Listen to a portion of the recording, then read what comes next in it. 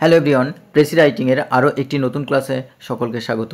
যারা প্রথম থেকে ক্লাসটি দেখছো কোনো রকম স্কিপ না করে ক্লাসটি দেখতে থাকবে, নইলে কিন্তু ইনফরমেশান মিস হবে। এবং আশা করি যারা পিএসসি মিসলেনিয়াস দেবে এবং ক্লার্কশিপ দেবে তাদের ক্ষেত্রে কিন্তু খুবই গুরুত্বপূর্ণ ক্লাসটি। এবং তোমাদেরকে বলবো ক্লাসটি যখন দেখবে লাইক করবে এবং অবশ্যই হাইপ করে দেবে। দেখবে হাইপ অপশান আসবে, অর্থাৎ এটা করা মানে তুমি আমাকে ভিডিওটিকে তুমি লাইক করছো এবং সঙ্গে সঙ্গে কিছু পয়েন্টও প্রদান করছো। তো অবশ্যই এটা করো, এতে চ্যানেলটার উপকার হবে। তো সঙ্গে সঙ্গে তোমাদেরকে লাইক কমেন্ট শেয়ার তো করতেই বলবো। তো চলো আমরা দেরি না করে ক্লাসটি শুরু করব। প্রথমেই আমরা দেখব যে প্রথম লাইনটি আছে যে অনস আপন এ time A noble man built a grand house, অর্থাৎ এক সময় বা একদা একজন সম্ভ্রান্ত ব্যক্তি তৈরি করেছিলেন একটি জাঁকজমকপূর্ণ বা একটা উঁচু বাড়ি বা একটা বিরাট বাড়ি বা বিশাল বাড়ি তৈরি করেছিলেন on the front of the gate, অর্থাৎ দরজার সামনে বা সে তার যে বিরাট যে গেট ছিল সেই গেটের সামনে হি রোট দ্য ওয়ার্ডস, তিনি এই শব্দগুলি লিখেছিলেন যে this house is to be given to the first man who can prove, অর্থাৎ এই বাড়িটি দেয়া হবে সেই প্রথম ব্যক্তিটিকে যে কিনা প্রমাণ করতে পারবে যে হি ইজ কন্টেন্টেড, অর্থাৎ তিনি খুশি। One day a stranger knocked at the gate, একদিন একজন অপরিচিত ব্যক্তি তিনি ঠকঠক করলেন, অর্থাৎ দরজায় কড়া নাড়লেন বা সেই গেটে কড়া নাড়লেন। অ্যান্ড ডিজায়ার্ড, এবং ইচ্ছা প্রকাশ করলেন to speak the noble man, এবং ওই সম্ভ্রান্ত ব্যক্তির সাথে কথা বলবেন বলে তিনি ইচ্ছা প্রকাশ করলেন। তো আই অ্যাম কাম সেইড হি, তিনি বললেন যে আমি এসেছি বা আমার দ্বারা আসা হয়েছে, এটা কিন্তু প্যাসিভ ভয়েসে রয়েছে। তো to take position of his house, আমি তার বাড়ির দখল নিতে এসেছি। Because I can prove that I am contented, কারণ আমি প্রমাণ করতে পারি যে আমি সন্তুষ্ট। The noble man said in reply, অর্থাৎ উত্তরে সেই সম্ভ্রান্ত ব্যক্তি বললেন but there is certainly no trace of that quality in you, কিন্তু আমি কোথাও তোমার মধ্যে সেই কোয়ালিটির বা সেই যে প্রকৃতি তার কোনো চিহ্ন দেখতে পাচ্ছি না নিশ্চিতভাবে। ইফ ইউ আর কন্টেন্টেড, যদি তুমি খুশি হও বা সন্তুষ্ট হও, you would not wish to get position of my house, তাহলে তুমি কখনোই আমার বাড়ির দখল নেওয়ার ইচ্ছা প্রকাশ করবে না। উইশ করবে না, অর্থাৎ ইচ্ছা প্রকাশ করবে না বা তুমি সেটা দাবি করবে না বা ক্লেম করবে না বা আকাঙ্ক্ষা প্রকাশ করবে না। সেইং দিস, এই কথা বলে হি টার্নড দ্য ম্যান আউট, অর্থাৎ তিনি মানুষটিকে বাড়ি থেকে বের করে দিলেন। তো আমরা এই সমগ্র প্যাসেজটিকে বারবার পড়ব, অর্থাৎ এটাকে রিপিটেডলি পড়তে হবে। এবং পড়ার পরে এখান থেকে কিন্তু আমাদের একটা যে প্রধান যে বক্তব্য সেটা হচ্ছে একজন সম্ভ্রান্ত ব্যক্তি যিনি কিনা বলেছিলেন একটি বড় বাড়ি তৈরি করে যে যিনি সন্তুষ্ট প্রমাণ করতে পারবে তাকে বাড়িটিকে দিয়ে দেওয়া হবে। এবং এই কথা শুনে একজন স্ট্রেঞ্জার অর্থাৎ অপরিচিত ব্যক্তি দাবি করেছিলেন তিনি সন্তুষ্ট বাড়িটার জন্য। এবং শেষ পর্যন্ত যখন প্রমাণিত হলো যে তিনি সন্তুষ্ট নন, কারণ অন্য কারো বাড়িকে কোনো সন্তুষ্ট ব্যক্তি দাবি করতে পারেন না, তারপর এই কথা ভেবে তাকে বা এটা প্রমাণ করে তাকে সেখান থেকে বের করে দিলেন বা তাড়িয়ে দিলেন। তো এটাই হচ্ছে মূল বক্তব্য। তো এটাকে আমরা অন থার্ডে লিখব। চলো কীভাবে লিখতে পারি দেখি। তো প্রথমে আমরা এর একটা নির্দিষ্ট টাইটেল দেবো, যেমন এখানে আমি টাইটেল দিয়েছি the test of true contentment, অর্থাৎ প্রকৃত সন্তুষ্টির পরীক্ষা। তো এটা একটা প্রকৃত সন্তুষ্টির পরীক্ষা অবশ্যই ছিল যে প্রকৃতপক্ষে একজন মানুষ সন্তুষ্ট কি না, বা এটাকে আমরা আর কী নাম দিতে পারি চলো দেখা যাক। এটা আমরা এই নামগুলো দিতে পারি যে এ লেসন ইন কন্টেনমেন্ট, অর্থাৎ তৃপ্তির একটি পাঠ বা সন্তুষ্টির একটি পাঠ বলতে পারি আমরা। দ্য কন্টেনমেন্ট চ্যালেঞ্জ, অর্থাৎ সন্তুষ্টির চ্যালেঞ্জ বলতে পারি। হু ইজ ট্রুলি কন্টেন্ট, অর্থাৎ কে প্রকৃতপক্ষে সন্তুষ্ট। বা দ্য নোবেল ম্যানস টেস্ট, অর্থাৎ সম্ভ্রান্ত একজন ব্যক্তির পরীক্ষা। অথবা দ্য হাউস অফ কন্টেনমেন্ট,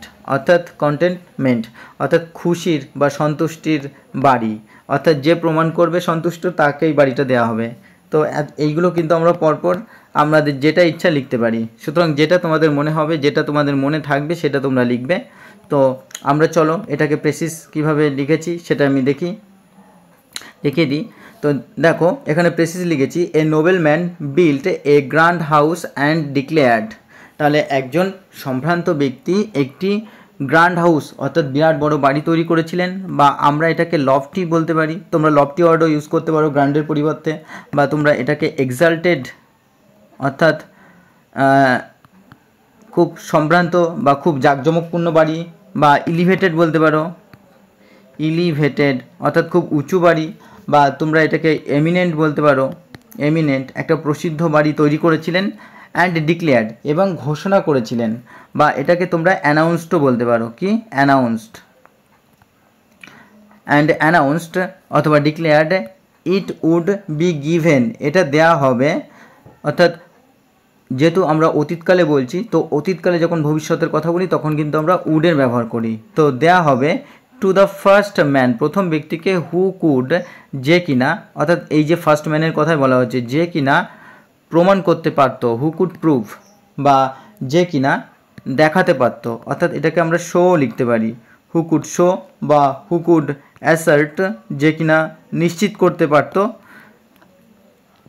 হুই ওয়াজ অর্থাৎ ওই ব্যক্তি, হি ওয়াজ ট্রুলি বা হি ওয়াজ অ্যাকচুয়ালি, কি বা হি ওয়াজ রিয়েলি বলতে পারি আমরা, কি অ্যাকচুয়ালি, বা হি ওয়াজ রিয়েলি বলতে পারি, রিয়েলি অর্থাৎ প্রকৃতপক্ষে, কন্টেন্টেড অর্থাৎ খুশি ছিল বা হ্যাপি ছিল।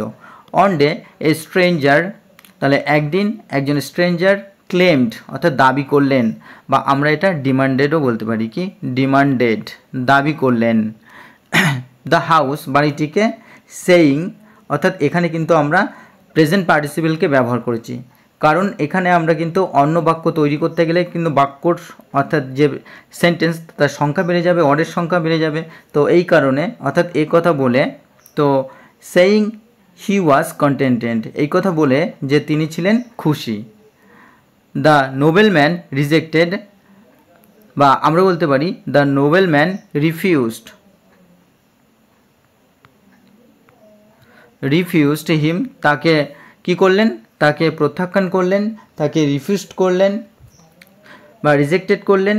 পয়েন্টিং আউট অর্থাৎ এটা দেখিয়ে, পয়েন্টিং আউট মানে এটা দেখিয়ে, বা আমরা এটা এক্সিবিটিংও লিখতে পারি, এক্সিবিটিং,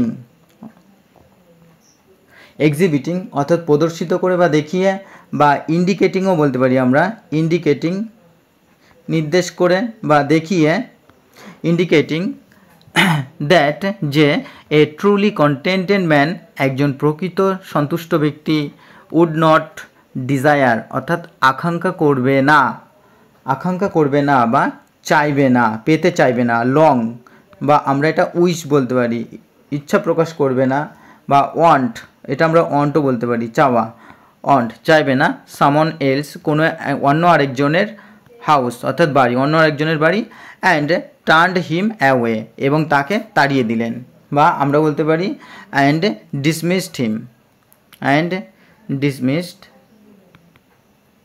তার বক্তব্যকে কি বরখাস্ত করে বা ভুল প্রমাণিত করে তাকে সেখান থেকে তাড়িয়ে দিলেন, অ্যান্ড ডিসমিসড হিম অথবা অ্যান্ড টার্নড হিম অ্যাওয়ে, তাকে সেখান থেকে তাড়িয়ে দিলেন। তো বন্ধুরা এইভাবে কিন্তু আমরা প্রেসিসটা আগে ভালো করে আমাদের বুঝতে হবে। তো প্রেসিস একবার পড়ে কেউ লিখবে না, বারবার পড়বে, অন্তত 2 থেকে 3 বার পড়বে খুব দ্রুততার সাথে, এবং সেখান থেকে তোমার সংক্ষিপ্তসার যেটা আসবে তোমার কাছে মনে হবে সেটা তুমি সহজ সরল ভাষায় লিখবে, যেটা তোমার কাছে সহজ বোধগম্য ভাষা হবে সেই ভাষায় লিখবে, কিন্তু চেষ্টা করবে 1/3 লেখার। সেখানে কিছুটা শব্দ অর্থাৎ 4-5টা শব্দ বেশি কম হতেই পারে, কিন্তু কখনো কম হয় না, বেশি হয়, বেশিরভাগ ক্ষেত্রে দেখা যায়, তো অসুবিধা নেই। আর এর টাইটেলটা অবশ্যই তোমাদের মাথার মধ্যে যেটা আসবে সেটা একটু ভাবনা চিন্তা করে যুক্তি সহকারে লিখবে। তো বন্ধুরা এই ছিল আজকের একটি ইম্পর্টেন্ট প্রেসিস। আশা করি ক্লাসটি তোমাদের ভালো লেগেছে, এবং যারা প্রথম থেকে দেখছিলে তাদেরকে অসংখ্য ধন্যবাদ। তোমরা অবশ্যই কিন্তু লাইক করবে এবং হাইপ অপশানটিকে প্রেস করে দিও। তো ধন্যবাদ সকলকে। চলো প্রেসিস ঝড় আবার তুলব, ঠিক যেমনটা ট্রান্সলেশনের ঝড় তুলেছি তেমনি প্রেসিস ক্লাসের ঝড় তুলব চ্যানেলে, তোমরা পাশে থেকো। ধন্যবাদ।